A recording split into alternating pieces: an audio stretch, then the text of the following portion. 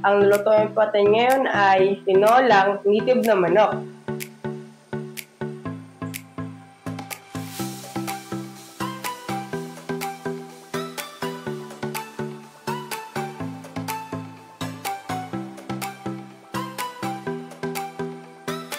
Ito po yung may ingredients natin. Native na manok, sayote, tanglad, onions, siling haba, ginger, garlic, magic sarap, asin, paminta, at chicken cubes. Maghiwa na po tayo ng ating sayote.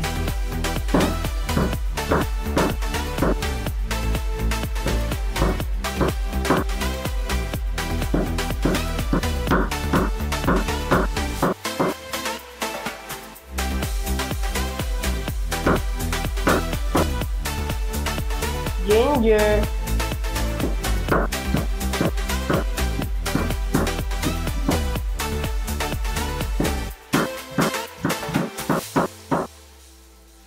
iwain na po natin yung ating onion.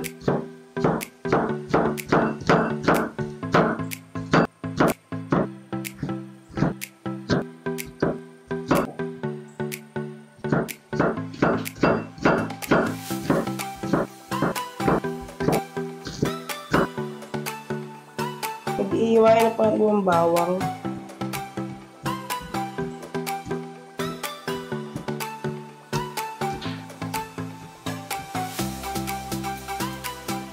Ilagay na po natin yung oil natin.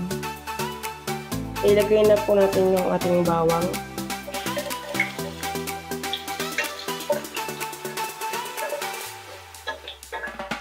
Ilagay na po natin yung onions.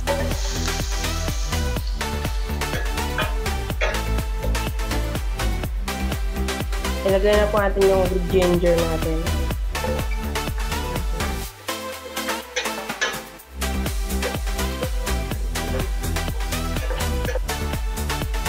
Ilagay na po natin yung manok.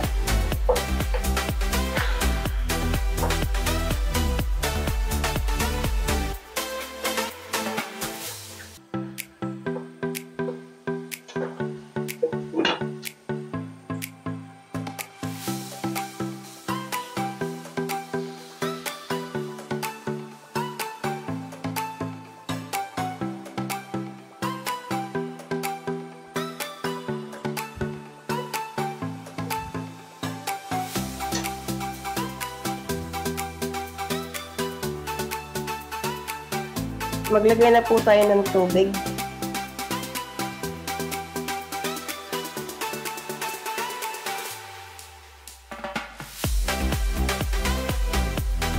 Ilagay natin yung tanglad, chicken cubes. Ilagay na po natin yung siling haba. Takpan na po natin. Ayan po natin siyang kumulo.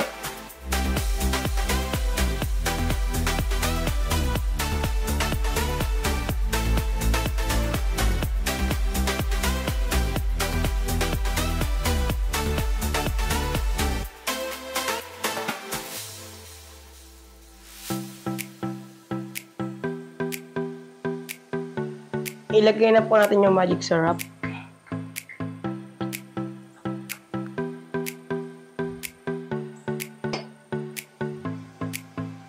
Ilagay na po natin yung paminta.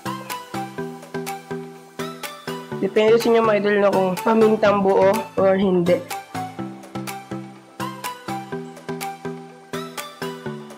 Ilagay na po natin yung sayote.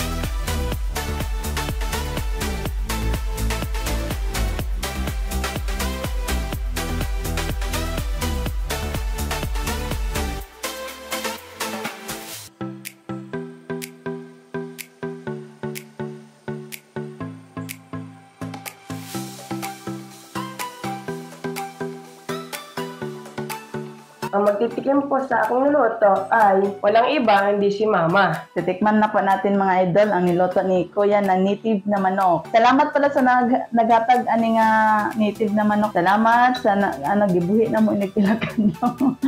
Wow, yummy. Nood ka lang Kuya ha. Ako man ang Yes.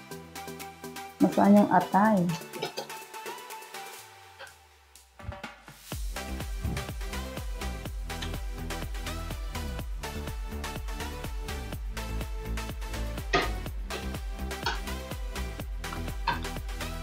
Napakasarap talaga ng native na manok mga idol. The best talaga. Lalo na sa nagluto nito sa pagtimpla. Salamat kay Kuya Dre TV. Yan. Ito ang tagaluto namin mga idol. Wala talaga akong mga idol, wala akong arte kasi busy sa tindahan.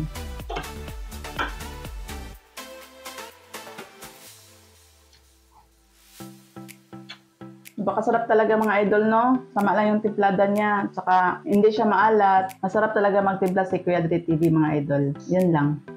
Kung gusto nyo itong video na to, pwede mo paki-like and share and subscribe and goodbye!